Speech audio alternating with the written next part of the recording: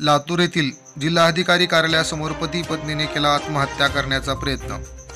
हे पती पत्नी शिरूर आनंदपाळ तालुक्यातील तुरुकवाडी या गावचे रहिवासी असून गेल्या 6 महिन्यापासून त्यांची मुलगी बेपत्ता असल्याची फिर्याद शिरूर आनंदपाळ पोलीस स्टेशन येथे दिली होती।